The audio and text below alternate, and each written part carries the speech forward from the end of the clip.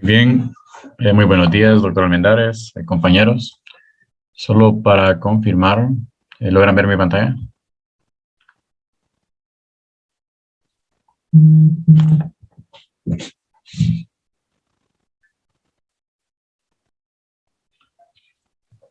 Y se ve bien.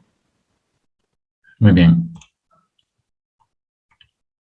Muy bien, muy buenos días. El tema de hoy, el tema que voy a impartir hoy es el tema de hombro. Más que todo protocolo de resonancia magnética y anatomía por resonancia magnética. Voy a hablar un poquito de patologías, pero las patologías en sí, ya que son extensas, de por sí el tema de protocolo y anatomía es muy extenso. Ahora eso lo vamos a dar en una segunda parte, en otra ocasión. Muy bien, el contenido que vamos a tratar, como les mencionaba, es sobre, vamos a hablar del protocolo de resonancia magnética. ¿Qué es un protocolo de resonancia magnética? Bueno, piensen en un protocolo como una receta de cocina. Entonces, el protocolo es el producto final. Abajo del protocolo tenemos una combinación de secuencias. Ahí están las que ya, más que todo para los R1, ¿verdad? Ya han empezado a hablar de ellas, ¿verdad? Secuencias T1, T2, en densidad de protones. Todo ese conjunto de secuencias hacen un protocolo de resonancia magnética. Entonces, abajo del protocolo están las secuencias. Y abajo de las secuencias están los parámetros con los que uno juega y que uno cambia a su gusto y según las guías, también según basados en la evidencia y todo. Dentro de esos parámetros, pues ahí está tiempo de repetición, tiempo de eco, etcétera, el ángulo en el que incide el pulso de radiofrecuencia, entre otros, ¿verdad? Entonces, pero eso es tema para otra clase, pero sí voy a hablar un poco de las secuencias que se utilizan en resonancia magnética, hablar un poco de por qué se usa cada una. Primero que todo, el posicionamiento del paciente, los planos de imagen, qué planos se deben de obtener para obtener un buen protocolo de hombro en resonancia magnética, qué secuencias se deben usar. Y eso pasaré al tema de anatomía macroscópica y por resonancia magnética, sobre todo sobre la lista de verificación o checklist de todas las estructuras que uno debe de evaluar para realizar el respectivo informe, ¿verdad? Y la apariencia por resonancia magnética de cada una de esas estructuras. Hablando un poco de la patología, pero más que todo nos vamos a enfocar a la apariencia normal, a lo normal de hombro. Ya como todos sabrán, existen varias modalidades de imagen utilizadas para evaluar el hombro. Tenemos la radiología convencional, la artrografía de contraste, la artrotomografía computarizada, la ecografía y la imagen por resonancia magnética. Cada modalidad tiene ventajas y desventajas. Sin embargo, la resonancia magnética proporciona la evaluación más completa y precisa del hombro. Todo empieza con un correcto posicionamiento del paciente. ¿En qué posición lo vamos a colocar? Bueno, cabeza primero, la cabeza va a entrar primero al imán.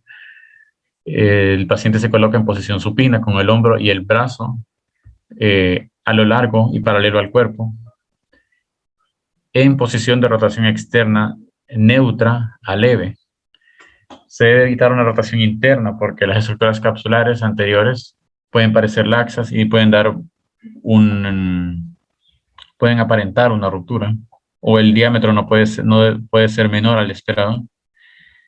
Hay que recordar que la mayoría de los pacientes no pueden tolerar la posición de rotación externa o completa. Esto puede provocar espasmos musculares, lo cual produce artefactos de movimiento.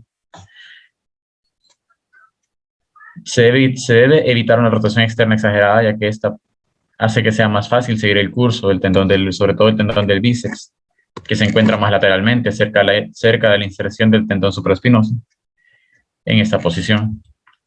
Hay que estabilizar, ¿verdad? La estabilización de la mano en rotación externa parcial con el uso de pequeños sacos de arena y tal vez una cinta adhesiva reducirá el artefacto de movimiento del hombro, secundario a los espasmos musculares. La evaluación de rutina del hombro se realiza con un localizador axial para identificar el área anatómica de la articulación acromioclavicular a través de la articulación glenohumeral. Eso lo vamos a ver más adelante. ¿Qué planos vamos a obtener?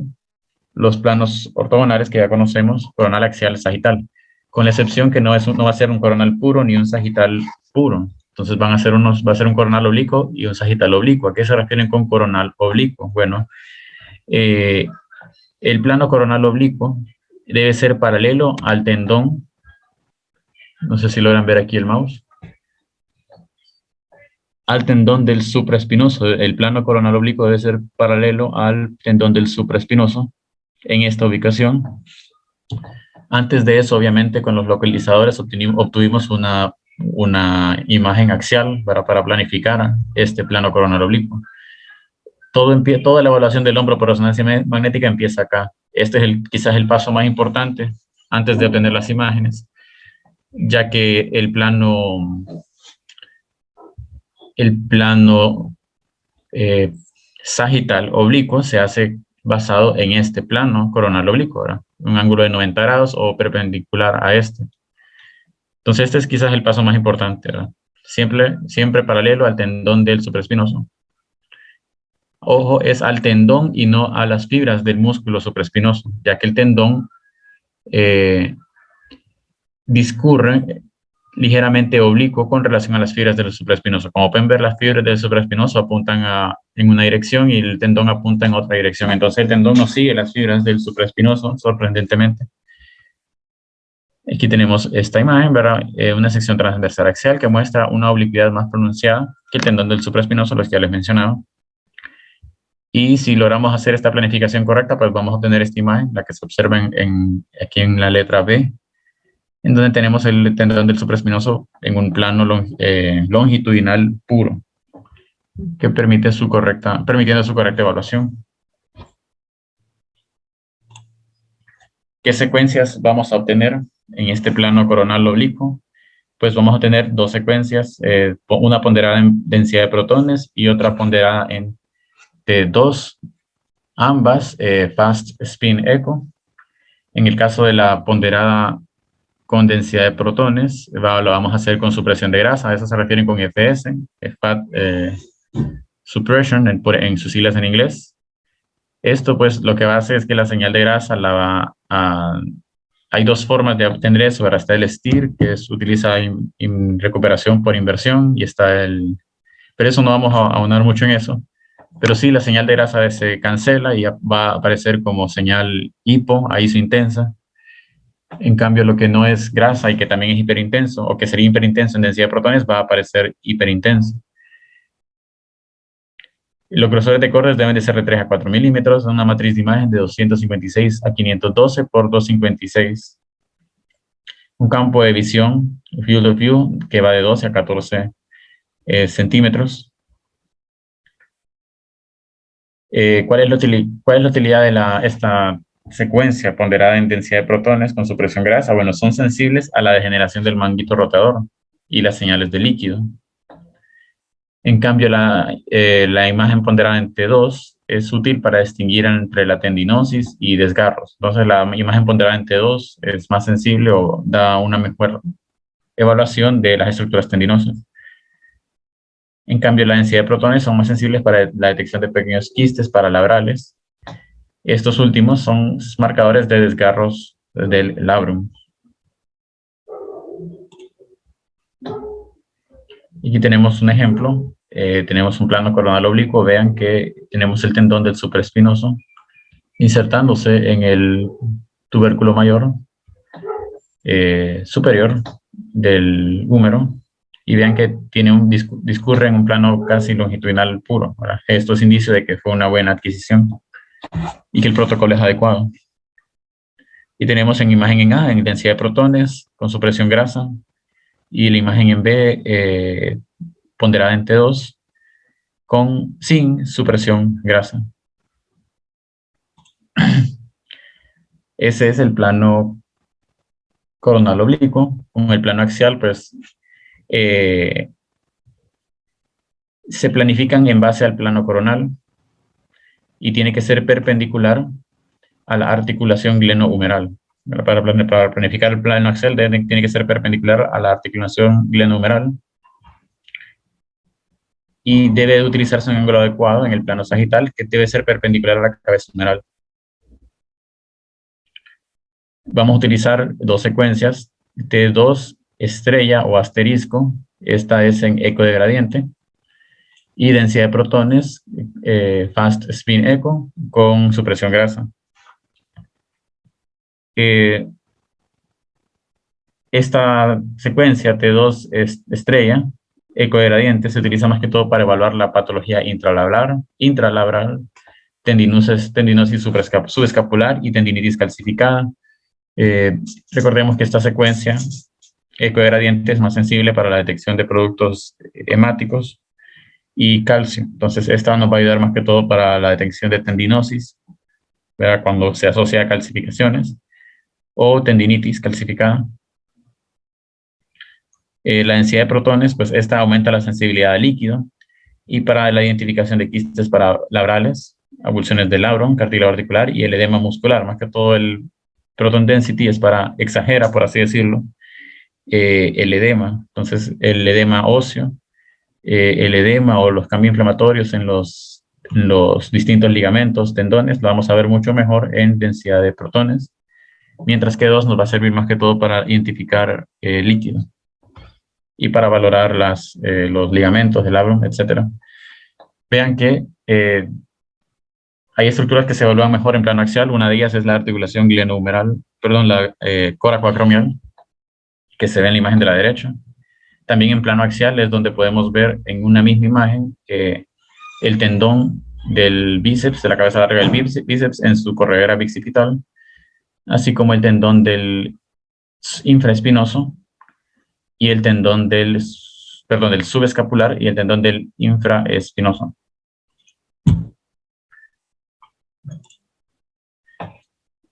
Luego tenemos el plano sagital oblicuo. Vamos a usar las dos secuencias iguales a las que usamos en el plano coronal oblicuo. Esa es la ponderada en T2, fast spin eco, y la densidad de protones, fast spin eco, pero con supresión de grasa.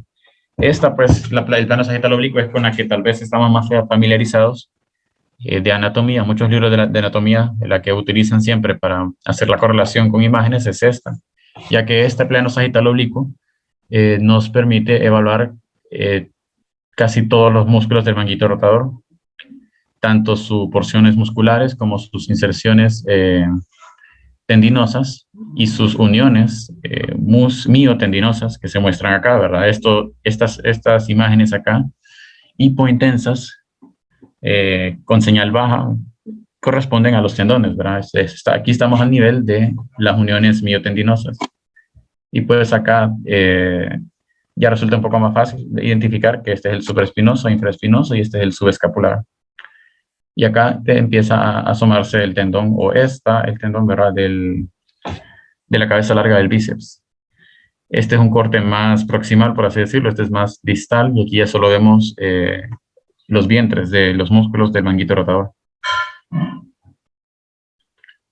En este caso, estas imágenes no tienen supresión grasa, y las incluí más que todo para que hubiera suficiente contraste y que pudieran ver las estructuras anatómicas. Muy bien, ahora vamos a pasar, ahorita ya terminamos de hablar de los protocolos, del protocolo de hombro. Básicamente, entonces, ocupamos 3 planos, ¿verdad? El coronal, axial y el sagital. Coronal y sagital son oblicuos. El coronal es paralelo a el tendón del supraespinoso, y el sagital es perpendicular al tendón del supraespinoso. El axial, pues, lo podemos obtener de tiene que ser paralelo a la articulación glenohumeral.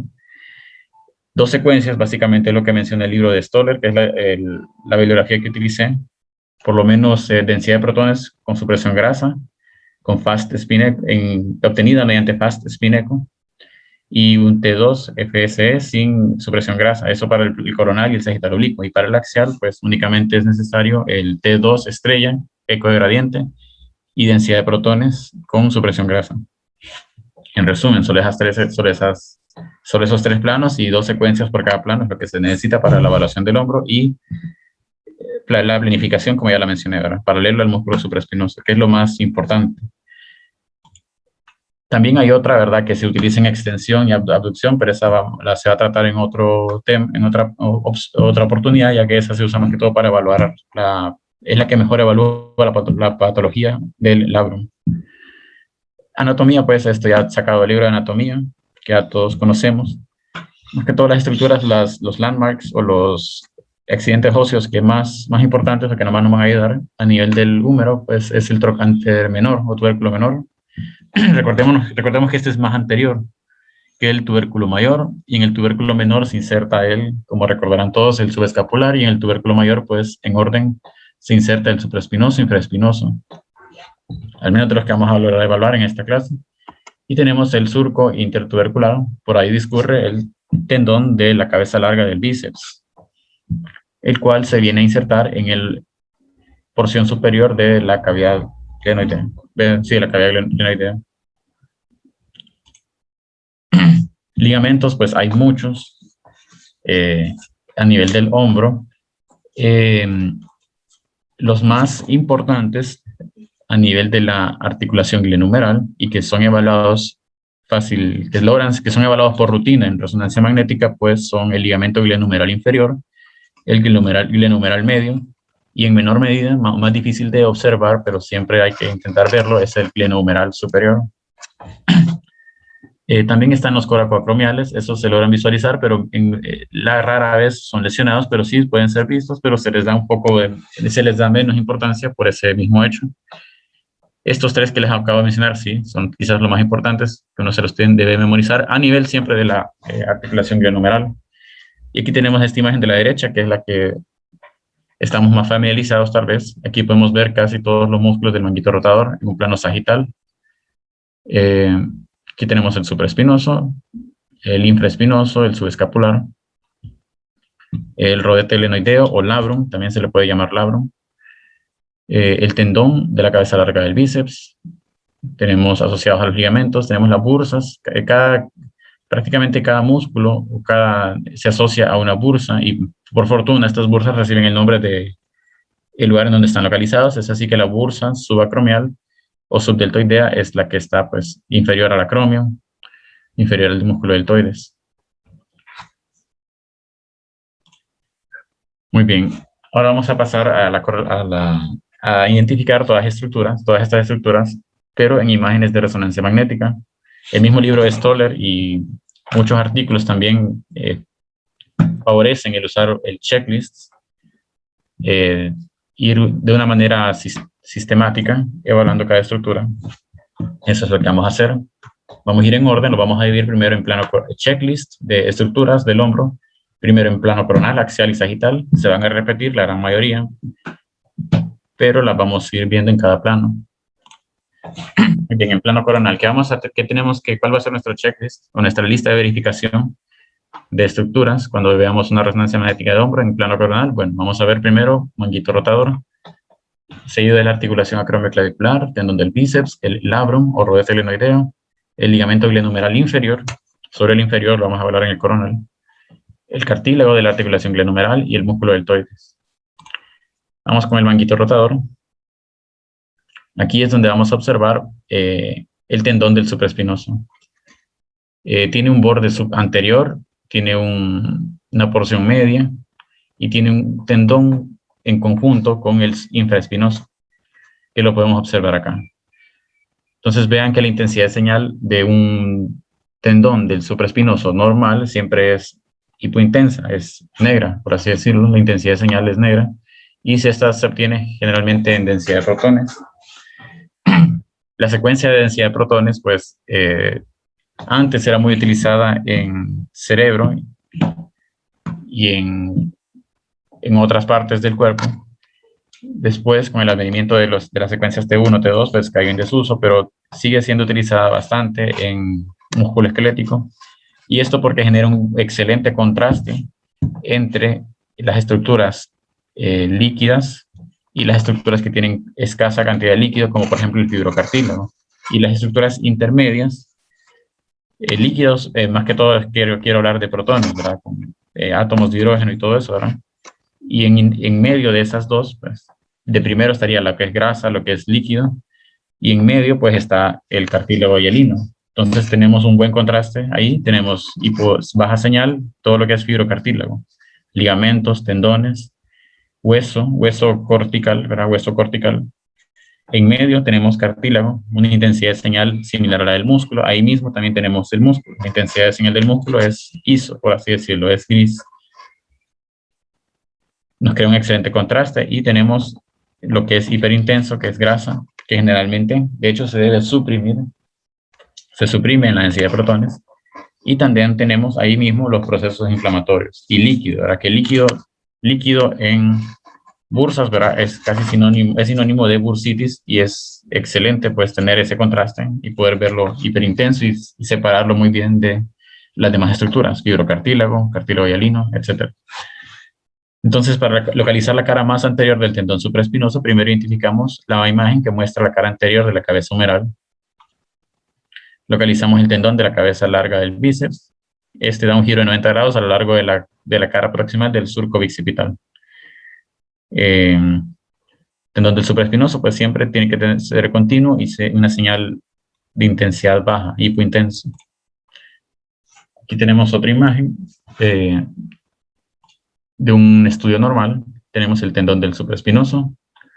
Y esta es la misma imagen, pero más posterior, en donde ya podemos observar el tendón, el conjoint tendon o el tendón de unión conjunto junto con el infraespinoso.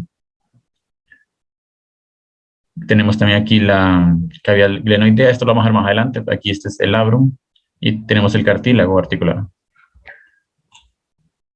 Luego tenemos la articulación acromioclavicular. Se puede valorar en plano coronal, pero se evalúa mejor en el plano axial. La articulación acromioclavicular se desplaza posteromedialmente en imágenes coronales consecutivas, de anterior a posterior. Entonces, eso es para ubicarnos, ¿verdad? Si la vemos de anterior a posterior, pero vamos a ver que se desplaza posteromedialmente. La artrosis de la articulación acromioclavicular es similar a las artrosis en cualquier otra parte del cuerpo. Entonces, ¿qué vamos a ver en una osteoartrosis? Pérdida de cartílago, edema subcondral, lo vamos a ver como hiperintenso. Cambios quísticos subcorticales y espuela ósea. En este caso, pues una articulación acromioclavicular normal, vean el cartílago interarticular de apariencia normal. La intensidad de señal de los bordes articulares es normal, es hipointensa. Y no hay espuelas óseas. Y tenemos otra imagen de una articulación acromioclavicular normal. Vean el espacio, se encuentra conservado. No hay crecimiento óseo, no hay esclerosis de las caras articulares, no hay líquido, no hay edema. Por lo demás, la intensidad de señal del espacio interarticular es normal. Esta debe ser isointensa, de una intensidad similar al músculo. También la alineación es correcta, no hay luxación. Luego continuamos con el tendón del bíceps, la cabeza larga del bíceps. Este se identifica en imágenes coronales a través de la cabeza humeral anterior. La primera parte del tendón se visualiza en las imágenes más anteriores, en la porción curva, que se ve dentro del surco bicipital proximal. Entonces aquí tenemos el tendón de la cabeza larga del bíceps, cursando hacia la corredera bicipital. Luego lo tenemos acá a nivel del intervalo de los rotadores y la corredera bicipital. Y en esta última imagen, pues tenemos ya insertándose pues en el borde superior del rodete glenoideo. A nivel y tenemos también que está en la corredera bicipital. Otras imágenes, ¿verdad?, más representativas del tendón del bíceps, de la cabeza larga del bíceps. Ya aquí en la corredera bicipital, es este de acá. Y acá en su inserción. Nuevamente, todo lo que es tendón, todo lo que es ligamento, la intensidad de señal debe ser hipointensa, debe ser negra. Esto debido a que es fibrocartílago y tiene, por así decirlo, pocos protones, pocos átomos de hidrógeno. Luego tenemos el labrum. El plano coronal es óptimo para evaluar el labrum superior e inferior. Sin embargo, existen múltiples dificultades al evaluar el cuadrante anterosuperior del labrum. Aquí tenemos un labrum de anterior a posterior, pero entonces esta señal hipointensa que rodea toda la cavidad glenoidea, pues es el labrum o el rodete glenoideo. Nuevamente es fibrocartílago, y lo vamos a ver con una intensidad de señal normalmente baja. Aquí tenemos su porción anterior, su porción media y su porción posterior, del labrum superior, ¿verdad? Del rodete glenoideo superior. Y aquí le tenemos nuevamente el labrum o rodete glenoideo. Su porción anterior, media y su porción posterior.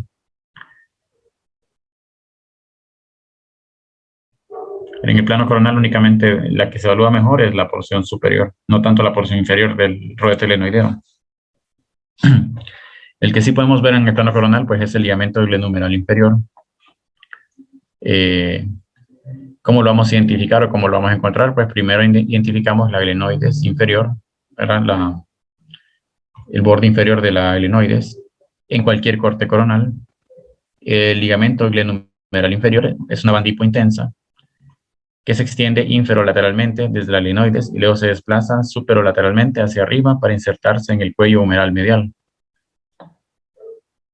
Este forma un curso en forma de U, formando la bolsa axilar. Esto lo vamos a ver mejor en los planos ya axiales. Y también hay una imagen, la imagen que sigue más a continuación, que es esta. Entonces, básicamente rodea, ¿verdad?, el ligamento, como recordaron la imagen anterior que vimos, los tres ligamentos más importantes de la articulación glenumeral, pues el glenumeral superior, medio e inferior. El inferior rodea al labrum o lo va recubriendo. Entonces, si identificamos el labrum, ¿verdad?, inferior, más inferior a este o rodeando al mismo, pues vamos a tener el ligamento glenumeral inferior, que es este de acá. Vean la intensidad de señal hipo rodeando al rodete glenoideo inferior. En este caso, pues según la literatura donde lo obtuve, pues mencionan que estaba ligeramente ensanchado. Siempre la clínica es importante, ¿verdad? Los datos clínicos del paciente. Lo otro que vamos a evaluar en plano coronal es el cartílago de la articulación glenumeral. Como les mencionaba, el cartílago pues es más que todo cartílago hialino. La intensidad de señal normal va a ser ISO al músculo. Entonces va a tener una señal de intensidad similar al músculo. Va a ser gris, por así decirlo. Y pues en el plano coronal podemos evaluar tanto su porción anterior, media como posterior de todo el cartílago de la articulación glenumeral. La condromalacia y los defectos condrales se pueden caracterizar según la profundidad, extensión y ubicación exacta de la patología del cartílago, lo cual lo vamos a ver en un plano, o lo vamos a ver mejor en un plano coronal.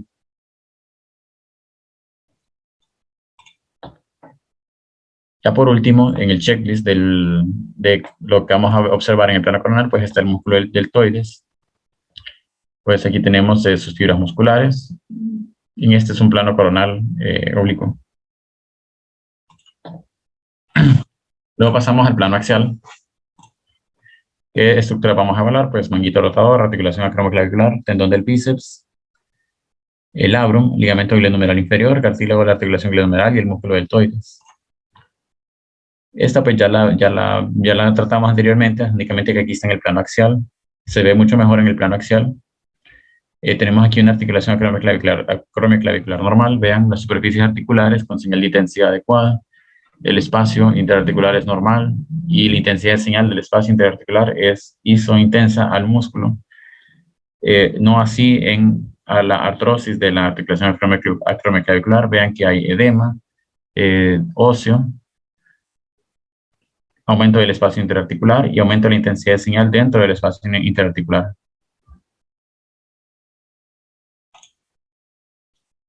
Aquí tenemos otra imagen en densidad de protones sin y con supresión grasa. Una articulación acromioclavicular normal. Nuevamente el espacio es normal. El cartílago interarticular con intensidad de señal normal. Las superficies articulares con intensidad de señal normal, hipointensas. No hay esclerosis, no hay edema óseo, no hay formaciones óseas, no hay edema. La intensidad de señal es normal. Esa es una articulación acromioclavicular normal, por lo demás normal. Otra estructura que vamos a evaluar en el plano axial es el tendón subescapular y el tendón del bíceps. Se evalúan en conjunto debido a que se encuentran cerca. De superior a inferior, pues vamos a ver primero en el intervalo de los rotadores. Este es el tendón de la cabeza larga del bíceps, en el intervalo de los rotadores. A medida que vamos bajando más caudal, vamos a empezar a ver también el tendón de la cabeza larga del bíceps, tendón proximal, y el tendón del subescapular superior distal. El margen superior del tendón subescapular orientado horizontalmente se identifica al nivel en donde el tendón del bíceps entra en el surco bicipital proximal. Entonces aquí ya tenemos la corredera bicipital, ya estamos viendo el tendón de la cabeza larga del bíceps y a la par de él, pues el tendón del subescapular. Aquí pues evaluamos la intensidad de señal del tendón del bíceps, tiene que ser, recuerden, todo lo que es tendón, fibrocartílago, debe ser hipointenso. También observamos que no haya subluxación del tendón, que no haya espacios quísticos, que no haya líquido, que no haya edema en esa corredera bicipital. Edema tanto del mismo ligamento como edema óseo. Y verificamos la integridad del tendón del subescapular. Nuevamente, hipointenso, las fibras lineales, sin disrupción de las mismas, no hay edema, etcétera, no hay pinzamiento. Y aquí tenemos una imagen un poquito más clara del tendón de la cabeza larga del bíceps. Aquí lo tenemos, tendón de la cabeza larga del bíceps en el intervalo de los rotadores. Y más abajo tenemos el tendón distal del subescapular insertándose en el tubérculo menor. Y justo a la par de la corredera bicipital con el tendón de la cabeza larga del bíceps. Vean, verán el tendón de la cabeza larga del bíceps, está en su corredera, no hay luxación del mismo, no hay edema óseo, la intensidad de señal es adecuada, no hay edema. El labrum también se evalúa un poco mejor en plano axial.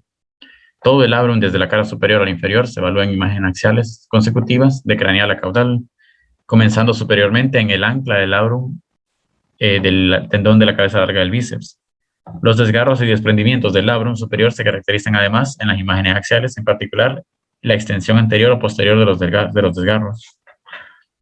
Entonces tenemos aquí el borde superior del labrum, el labrum a nivel de su tercio medio, por así decirlo. Vean, es similar a como cuando vemos los meniscos, pero la intensidad de señal es similar, es hipointensa, tienen una forma triangular. Hay varias variantes anatómicas, puede no ser completo. Cuando no es completo, esa variante generalmente ocurre a las 1 y 3 en punto de las manecillas del reloj. Esto para diferenciarlo de un desgarro. Los desgarros generalmente ocurren a las 6, 9 horas de las manecillas del reloj. Tenemos el labrum mid inferior, más inferior, y tenemos el labrum inferior. Esto pues es mejor evaluarlo en vivo, ya, o sea, con el estudio completo. Y aquí tenemos unas imágenes más representativas, en mejor resolución. Densidad de protones sin supresión grasa, vean que podemos visualizar la grasa, entonces estamos en densidad de protones sin supresión grasa, de superior a inferior para el labrum, el superior, borde superior, borde medio. Vean unas triangular, intensidad de señales hipo, baja intensidad de señal debido a que es fibrocartílago. Y aquí tenemos el borde inferior. Otras estructuras son las estructuras de la cápsula articular, principalmente el ligamento glenohumeral medio, el ligamento glenohumeral medio. En esta imagen se observa la parte superior y media de la articulación glenohumeral, identificando a este nivel pues, el ligamento glenohumeral medio, en dirección anterior al labrum. Entonces, primero localizamos el labrum y tenemos el labrum. Y anterior al mismo, pues vamos a tener el ligamento glenohumeral medio. Vamos yendo de anterior, ¿verdad? De superior a inferior, recuerden que estamos en plano axial, hasta el borde más inferior, formando el receso axilar. Este es, pues, el ligamento glenohumeral medio.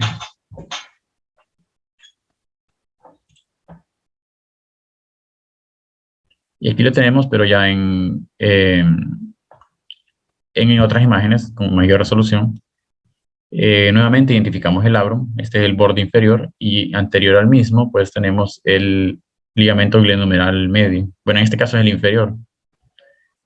Anterior al labrum, y entre más vamos hacia el superior, pues vamos a encontrarnos con el medio, el glenohumeral medio, que vendría a ser este de acá.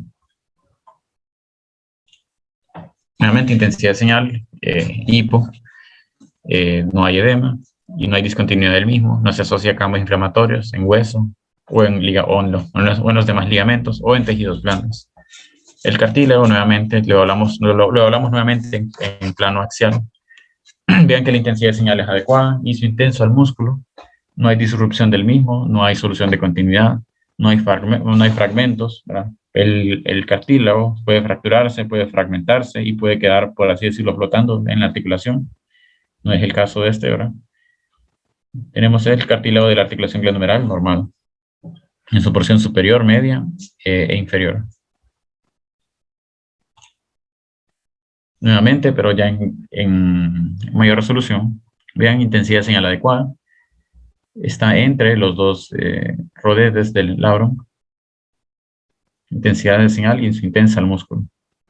No hay solución de continuidad, no hay edema, no hay cambios inflamatorios, no hay líquido intraarticular. Continuamos con los tendones del supra e infraespinoso. La porción horizontal del tendón del supraespinoso se identifica en las exploraciones axiales, 1 a 2 imágenes inferiores al acromio, y se visualiza pues directamente debajo del acromio. Tenemos aquí el tendón del supraespinoso insertándose en el tubérculo mayor del húmero, más inferior. Vean, para ubicarse acá, vean, aquí tenemos la correa bicipital, por lo tanto esta es la porción anterior del paciente. Recordemos que asociado o cerca, en la cercanía de la correa bicipital, o la correa bicipital divide, por así decirlo, tubérculo menor y tubérculo mayor. Entonces este es el tubérculo mayor, esta es la porción anterior del paciente, por lo tanto este es el tendón del subescapular. Intensidad de señal adecuada, no hay edema, etcétera, no hay disrupción de las fibras. Y estamos ya más en un plano más inferior, entonces ya pasamos el tendón del supraespinoso, el que sigue pues es del infraespinoso, que es este de acá, tendón del infraespinoso. Y ya mucho más abajo tenemos el redondo menor, el tendón del redondo menor. Aquí también podemos ver aquí, este es el tendón de la cabeza larga del bíceps en el intervalo de los rotadores. Y si tuviésemos una imagen más superior, veríamos cómo se inserta en el rodete glenoideo superior.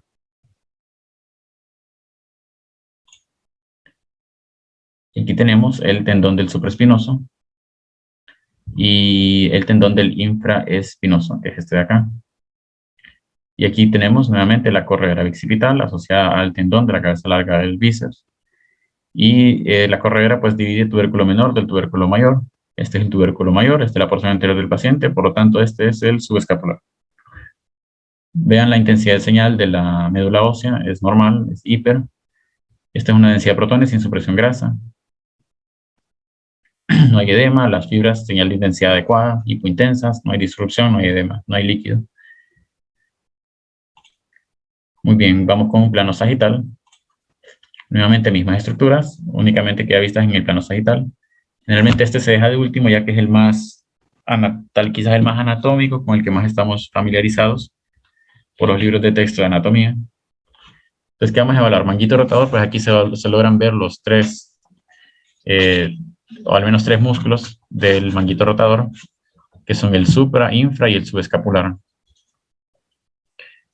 Y lo podemos ver en toda su extensión, en los distintos niveles. Uno de ellos es a nivel de los vientres, en donde solo vamos a ver la porción muscular de los mismos. Entre más proximal, por así decirlo, más proximal a la cabeza humeral, nos acerquemos, vamos a empezar a ver ya los tendones. En este caso, pues tenemos la unión miotendinosa. Estamos a nivel de la unión miotendinosa de todos ellos. Vean los tendones, pues son fibrocartílagos, se ven hipointensos. Más proximal, ya estamos a nivel de los tendones y la inserción de ellos. Aquí pues ya es fácil reconocerlos. Tenemos que este vendría a ser el tendón del supraespinoso, infraespinoso, y aquí tendríamos el tendón del subescapular. Y el que mencionan acá, pues este es la cabeza larga. A este nivel también ya empezamos a ver la cabeza larga del bíceps. Y ya más proximal, pues ya tenemos el supraespinoso y el infraespinoso. En sus tendones, en su porción distal, si los terminásemos de sellar, veríamos que tienen un tendón en común, o se insertan mediante un tendón en común.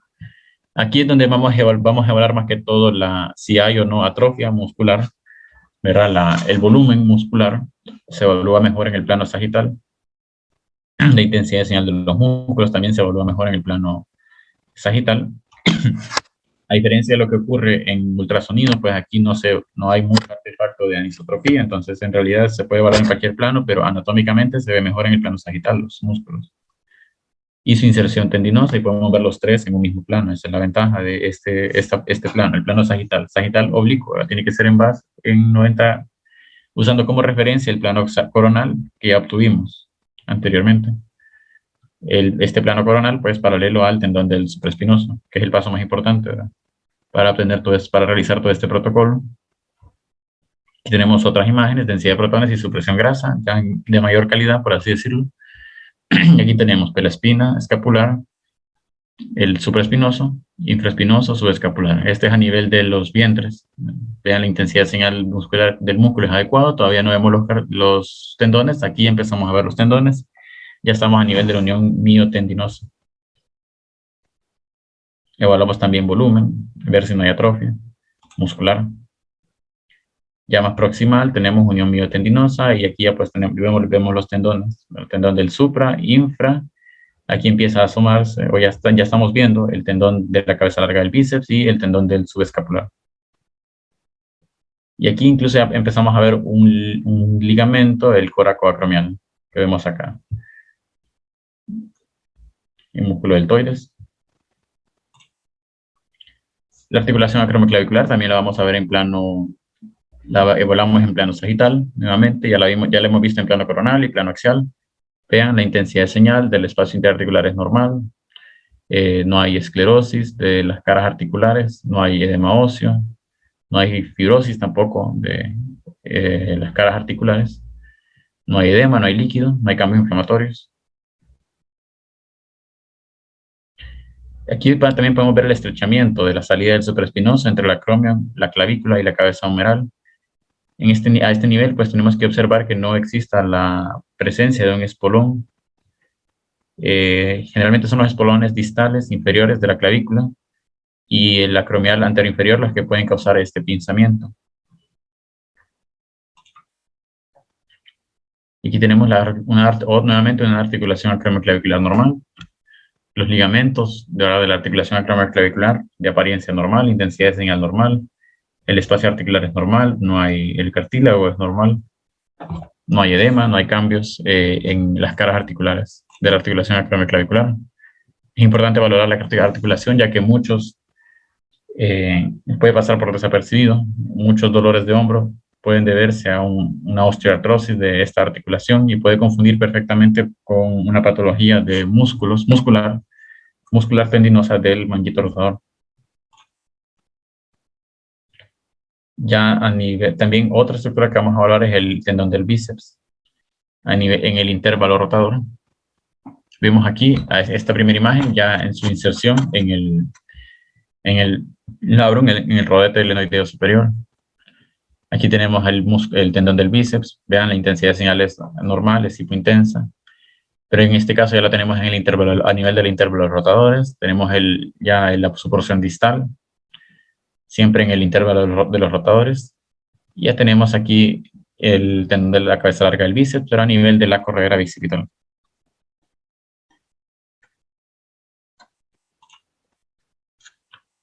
Y aquí nuevamente el tendón del bíceps. Acá.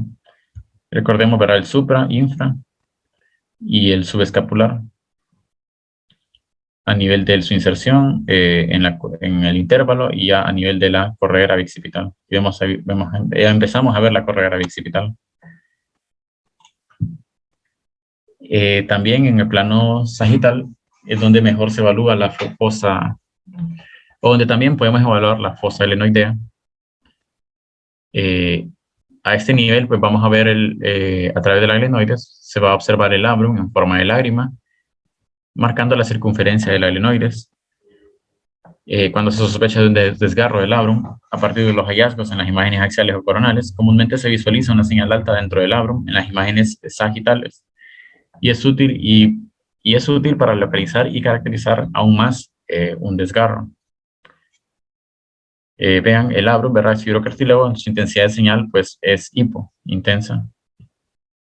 En este plano también vamos a observar mejor la cápsula articular con sus ligamentos, ¿verdad? Que ya los discutimos, el ligamento ingle-numeral inferior, medio, y lo vamos a ver a este nivel. Entonces, entre más proximal nos acerquemos, proximal hacia la cabeza femoral, vamos a empezar a ver los ligamentos, más anatómicamente, pues rodeando o formando la cápsula articular, envolviendo el labrum y la fosa glenoidea. Aquí es más fácil ubicarse, pues obviamente este es el inferior, el ligamento glenohumeral inferior, y este de acá, pues, correspondería al medio, ligamento glenohumeral medio. Estos se identifican en las imágenes sagitales intermedias entre la cabeza glenoidea y la humeral, como les mencionaba. El ligamento glenohumeral medio se visualiza como una banda oscura de fibras lineales justo delante y paralelamente al labrum anterior e inferior al tendón del bíceps. Y aquí, pues, más que todo, evaluar que la intensidad de señal sea adecuada, que no haya ensanchamiento, que no haya edema, que no haya disrupción de fibras. Cuando ocurre una subluxación, generalmente son estos ligamentos los que pueden sufrir ruptura o lesión. Y eso sería todo, ¿verdad? La clase de hoy, más que todo, ¿verdad?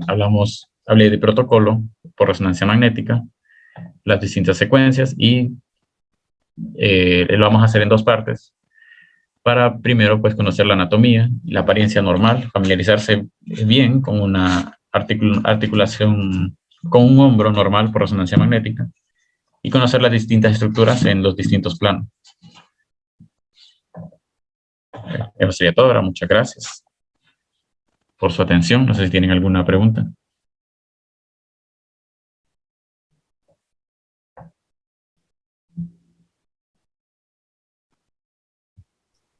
Gracias, Carlos, por su clase. Muy buena descripción anatómica y correlativa con resonancia magnética, algo que ayuda bastante para poder identificar mejor las lesiones en las futuras clases. Si no tienen preguntas, entonces concluimos con la clase del día de hoy. Buenos días, doctor Almendares. Buenos días, compañeros. Jorge, bonita clase, muy puntual, muy buena bibliografía. Creo que fue muy importante que mencione y entendamos bien los protocolos que se usan sobre todo para estos estudios de músculo esquelético, ¿verdad? Como vio Jorge y lo que hemos hablado, ¿verdad? Que para un buen diagnóstico el protocolo es vital. Qué bueno que lo haya presentado. Y en puntos así claves, recuerden, todos los planos que Jorge mencionó son importantes. Si ustedes fijan la secuencia, la densidad de protones con saturación grasa es como la secuencia que está en todos los planos, pues, y que las que más se utilizan. Y es muy importante lo del checklist que Jorge mencionó, evaluar estructura por estructura.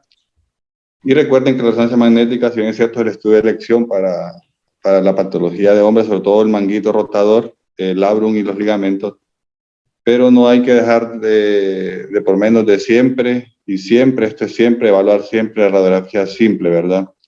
Del hombro afectado. Y también tener estudiarlo completamente, lo que es el ultrasonido también de hombro, que también aporta mucha información valiosa, que a veces hasta es necesario pasar la resonancia, el ultrasonido al paciente, ¿verdad? Por lo demás, también recuerden la anatomía radiológica sobre todo, como lo presentó Jorge muy bien detallado. Eso es importante al momento creo que es lo primero que hay que entender, la anatomía radiológica. Y estudiar todas las demás patologías, que son un montón de patologías, ¿verdad? Por lo demás, muy bonita la clase, Jorge, muy puntual. Gracias.